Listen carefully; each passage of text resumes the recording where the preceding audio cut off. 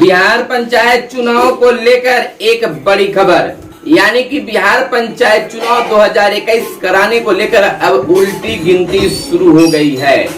Confirm सितंबर महीने में चुनाव शुरू हो जाएगा, जिसकी अधिसूचना संभावित 20 अगस्त को जारी किया जा सकता है।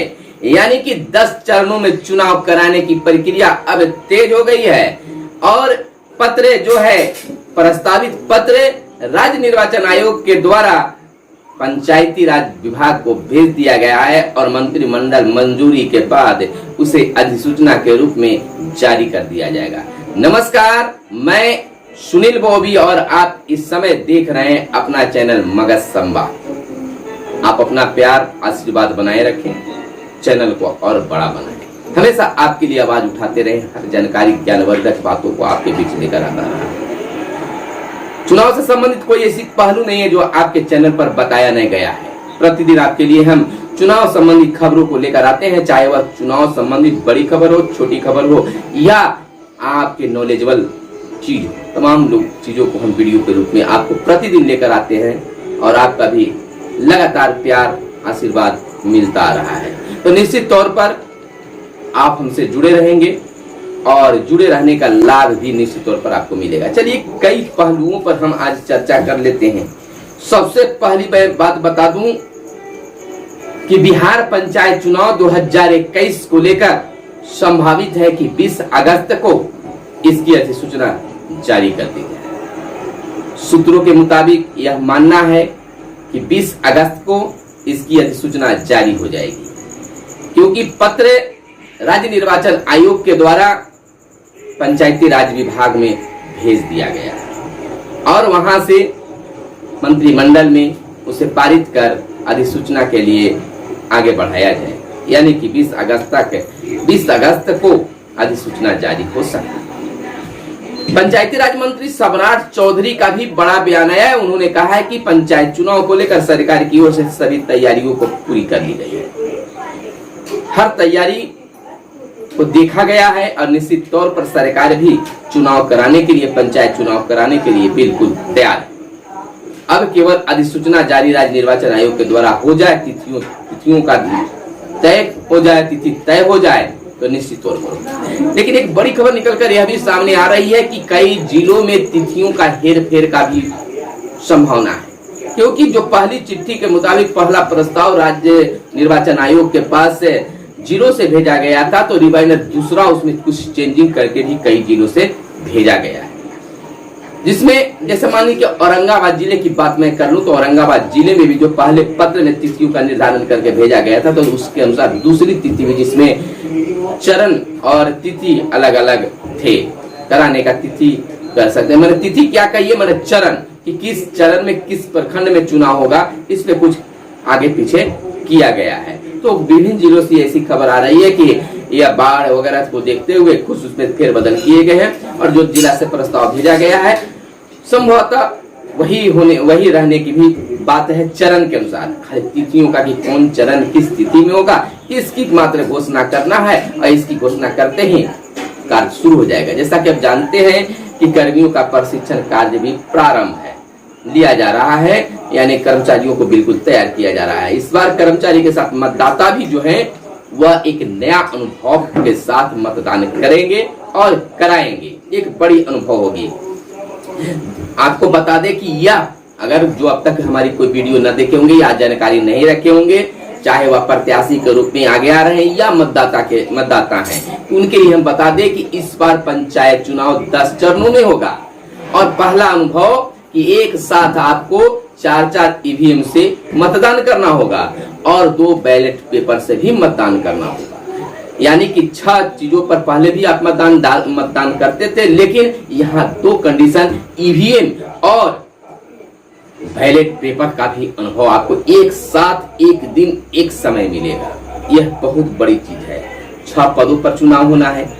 आपको बता दें कि वह कौन कौन सी पद है जिस पर चुनाव होना है। जान लीजिए, जिला परिषद, मुखिया, सरपंच, पंच, वार्ड और पंचायत समिति। फिर से मैं बता दूं, जिला परिषद, मुखिया, वार्ड, पंचायत समिति, यह 4 पद ईवीएम से होंगे और 2 पद सरपंच और पंच का चुनाव बैलेट पेपर से होगा। अब आपको बता दे कि 2,90,000 पंचायत प्रतिनिधियों के पदों के लिए मतदान होने हैं। एक बार फिर से सुन लेंगे, 2,90,000 पंचायत प्रतिनिधियों के ये चुनाव होना है। इतने लोग की भाग का फैसला होगा। हालांकि इसमें कई समझिए कि 10 गुना लोग रहेंगे, लेकिन इतने पदों के लिए 2,90,000 पंचायत प्रतिनिधियों के पद हैं यहाँ पर बिहार में, जिसके लिए चुनाव होना है। तो आप समझ लीजिए कि हर पद के लिए कम से कम 4 प्रत्याशी को भी जोड़ते हैं। तो 2,90,000 जिसे 3 लाख मानते हैं, तो 3 3 6 3 3 9 3 4 12 3 5 15 20 लाख 25 लाख लोग पंचायत चुनाव में अपना भाग को आजमाएंगे। इधर 8,066 ग्राम पंचायतें हैं बिहार में। 8,066 ग्राम पंचायतें हैं बिहार में जिस पर चुनाव होना है, और 534 प्रखंड हैं जहां प्रमुख का पद है। यानी 534 पंचायत समितियां हैं बिहार में। यानी कि पंचायत समिति न मानकर हर देखिए कई ऐसे पंचायत हैं जहां 2 पंचायत समितियां, और कई ऐसे पंचायत है जहां एक ही पंचायत समिति है, तो वहां अलग। लेकिन हम यहाँ पंचायत के रूप में प्रखंड को मार रहे हैं, यानी कि जो सभी बोल सकते हैं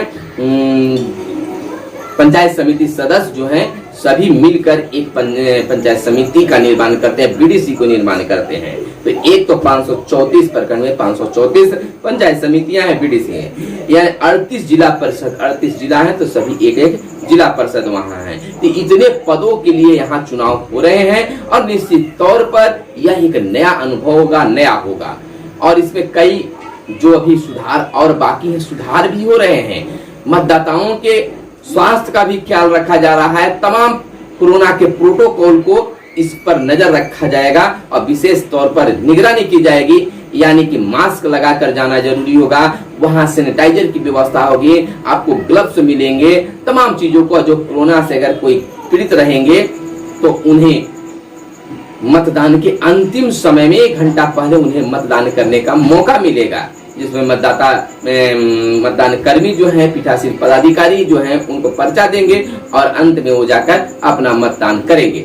लेकिन मैं अपने पंचायत प्रतिनिधि के रूप में प्रत्याशी बनने वाले उन तमाम अपने व्यूअर से को कहना चाहेंगे कि आप प्रयास में लगे रहें, अपने विचारों को मतदाता के बीच में रखे रहें। निश्चित तौर पर रखना है, क्योंकि अगर आप उनसे कटते हैं तो पुनः फिर उतना ही आपको प्रयास करना पड़ेगा। और सबसे बड़ी बात अपनी मतदाताओं के लिए कहना चाहेंगे, अपने व्यूअर्स के लिए कहना चाहेंगे, अपने व्यूअर्स प्रत्याशियों के लिए भी कहना चाहेंगे कि जागरूकता इस बार नए ढंग से चुनाव जो ईवीएम और बैलेट से करना है, तो आप अपने प्रचार के साथ लोगों को जागरूक जरूर करें कि आपका ईवीएम कितने नंबर पर रहेंगे, कैसे सजाया जाएगा, और यह अंत में जब बताएंगे, जब आपको चुनाव चिन्ह मिल जाएगा, तो आपका नाम कितने नंबर पर है, इसके लिए दम जागरूक करेंगे। डमी आपके क्षेत्र में सरकार के द्वारा भेजा जाएगा, जो आप निश्चित तौर पर आप अपने वार्ड में, अगर वार्ड से चुनाव लड़ना है, मुखिया से चुनाव लड़ना है, तो अपने पंचायत, अपने वार्ड में उस कर्मचारी को लेकर जाइए और अपने उस जो डमी ली हुए डमी के माध्यम से अपने मतदाता को समझाने का प्रयास करें। हो सके तो उनको समझाने के बाद आप अपनी भाषा में, आप अपने ढंग से, जिस तरह से गांव देहात में लोग बातें करते हैं, समझाने का प्रयास करते हैं, उस ढंग से समझाएं। और निश्चित तौर पर पुरुष के साथ साथ महिलाओं पर जोर दीजिए, क्योंकि जब एक ईवीएम होता था तो फिर भी बहुत सारी महिलाएं इसमें गड़बड़ाती थी। अब तो बहुत ठीक ठाक हो गया, लेकिन 4-4 ईवीएम देखकर बहुत से अशिक्षित या ग्रामीण महिलाएं इससे घबरा जाएगी। तो कहना है कि वहां जो भी कर्मचारी है आपके मदद के लिए है, और यह आपको बारी बारी से आपको मतदान हर बटन को करना है, और जब तक टी का आवाज नहीं आए तब तक नहीं समझना है कि ये हमारा वोट पड़ा है। और वहां पर देखिए अक्सर क्या गलतियां होती है मतदाताओं के बीच, अनुभव रहा है मेरा, कि जो बैलेट यूनिट है वो जो बटन दबाना हो वो गड्ढा में रहता है, और उसके ऊपर एक बल्ब रहता है लाल जैसा। तो महिलाएं या कई पुरुष भी ऐसा करते हैं कि उस लाल बटन को ही दबाते हैं और चलते बनते हैं। लेकिन चलते बनते हैं तो उनका मत नहीं पड़ा। हालांकि इस पर ध्यान कर्मचारियों के द्वारा दिया जाता है, लेकिन उनको पहले से ही पारंगत कर दे, जागरूक कर दे कि उठे हुए जो बटन है, यानी कि जो बल्ब जैसा दिखाई देता है, लाल बरता नहीं है, जब वो दबाया जाता है तब बरता है, वो दबाया नहीं, यानी बटन दबाया जाता है तब वो उठा हुआ जो उभरा हुआ लाल है वो बजता भी है और बरता भी है। तो इस तरह से उन्हें समझाएं कि गड्ढा वाले जो ब्लू कलर का है उसे दबाना है। आप वहां पर हाथ धरे जहां पर मेरा नाम और मेरा चुनाव चिन्ह है। इस बार चुनाव चिन्ह ही रहेंगे प्रत्याशियों का, उनका फोटो नहीं रहेगा। ये आप बिल्कुल समझ लीजिए, नहीं तो फोटो के ख्याल में रहेंगे। तो फोटो नहीं कहिए कि मेरा चुनाव चिन्ह देख लीजिए और मेरा नाम देख लीजिए। अगर पढ़े लिखे था, अगर अनपढ़ है उनको चुनाव चिन्ह बताइए। तो चुनाव चिन्ह के सामने हाथ धरिए और आगे बढ़ते जाइए। आगे बढ़ने के बाद में लाल रंग का एक बल्ब दिखाई देगा, उसको नहीं छूना बल्कि उसको पार करते हुए जो गड्ढा में ब्लू कलर का बटन है जो अंदर में धंसा हुआ रहता है, उजले कवर के बीच में अंदर में धंसा, उसको हल्के ढंग से दबाने पर वो पुश होता है और जैसे ही पुश होता है उसमें टी की आवाज आती है। हालांकि अगर वो नहीं दबाते तो कर्मचारी को इन्फॉर्म हो जाता है और कहते हैं कि आप दबाइए, क्योंकि अगर बिना दबाए चल जाते तो अगला मत पड़ेगा ही नहीं और उनके मत के गिनती करने में भी दिक्कत होगी। चलते कर्मचारी भी वहां पर ध्यान देते हैं, लेकिन एक मत देने में इतनी अकबकाहट लोगों को होती थी और अब तो 4-4 बैलेट को दबाना है, बैलेट यूनिट को दबाना है तो अकबकाहट होगी। तो कहिए कि दम आराम से जाइए और लगातार सजाया हुआ रहेगा, आप वहां से चलिए। हमारा बैलेट यूनिट अगर वार्ड है तो कितने नंबर में है, मुखिया है तो कितने नंबर है, उस चीज को उनको समझाइए कि पहला में माने कि इनका है, दूसरा में मुखिया का है, तीसरा में वार्ड का है। इस तरह से समझा दीजिए और समझाने के बाद में जो है, हालांकि इसको लेकर वीडियो बनाया कि किसका कितने नंबर में, तो वो समझाइए कि चौथे नंबर में है तो 5वें नंबर में, तीसरे नंबर में है। तो समझाने के बाद और तीसरे बैलेट में हमारा नंबर इस पद के लिए है तो उसमें उस बटन के हिसाब से मेरे कितने नंबर में है। तो एक चीज और बहुत बड़ी फॉल्ट होती है प्रत्याशियों के द्वारा कि वो क्या करते हैं कि पैम्पलेट निकाल लेते हैं और पैम्पलेट निकालने के बाद में अपना नाम और चुनाव चिन्ह वाला जो जगह होता है उसको बड़ा सा करवा लेते हैं और सभी को छोटे छोटे कर देते हैं। अब बहुत सारे ऐसे मतदाता होते कहते हैं कि वो जो दिखाए थे उन्हीं को हमको मत देना है, उनका तो बड़ा में नाम लिखा हुआ था, बाकी सबके छोटे में नाम लिखा हुआ था और यहाँ सबके बराबर है, उसमें भी कंफ्यूजन हो जाता है। तो निश्चित तौर पर जो आप कागज बनवाए अपना नाम और चुनाव चिन्ह दिखाने के लिए, तो सबका साइज जितने लोगों का है उन लोगों का सभी का एक बराबर ही साइज बनाने और नंबरिंग बताए, तब उनको समझ में आएगा। तो चलिए वीडियो को हम यहीं पर रोकते हैं, लेकिन फिर से हम कहना चाहेंगे कि आप लगे रहिए, जुड़े रहिए, मतदाताओं के बीच में बने रहिए, निश्चित तौर पर आपका चुनाव निकलेगा। फिलहाल मिलते हैं अगले वीडियो में, तत्काल दीजिए इजाजत। धन्यवाद। जय हिंद, जय भारत, वंदे मातरम।